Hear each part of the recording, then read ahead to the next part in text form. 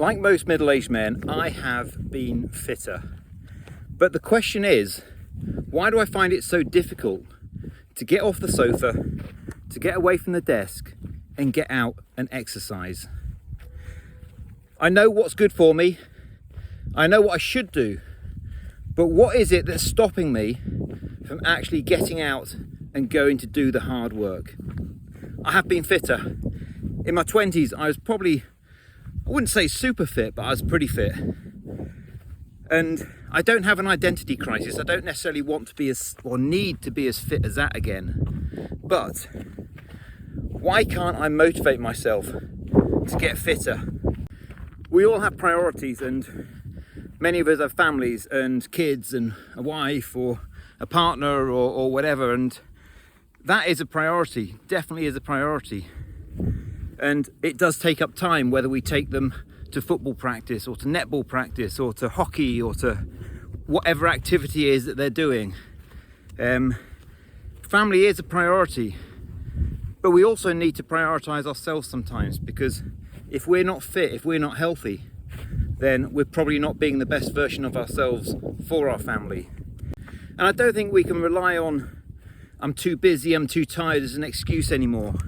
Because the reality is, if we make exercise a habit, then it becomes part of our daily routine and our energy levels go up. So to say I'm too exhausted is just, really for me, just another excuse I don't really need to be having. But what I do find is that my motivation levels for exercise are pretty unreliable. It's an emotion that seems to go up and down, whether I can be bothered or not. And for me, building a fitness routine around a motivation, around an emotion that comes and goes, is just not really a sustainable thing. I need to create a habit out of exercise. I need to build it into my routine rather than maybe do it, maybe not do it. So the question for me is, how do I make that happen? What do I do to create a habit out of my exercise? And I've come up with a couple of things that I'm going to try over the coming weeks to try and build this into a habit rather than an emotion that is going to come and go. Two things.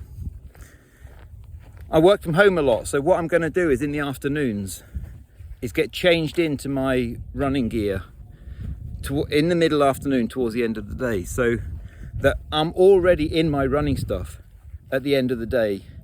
And really, it's just a question of closing the laptop, putting on my shoes and going, removing the barriers really to what are psychological blockers for me getting ready, getting out the door and all of that sort of stuff. So that's one habit that I'm going to try and build into my days.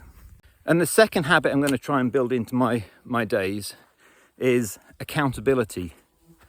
I think when we're younger, we do a lot of exercise with friends. We play five-a-side football, we go to the gym, we meet friends there and all of that stuff. And now I don't really have any accountability. So what I'm going to do is I'm going to arrange once a week to go and do some exercise with a friend.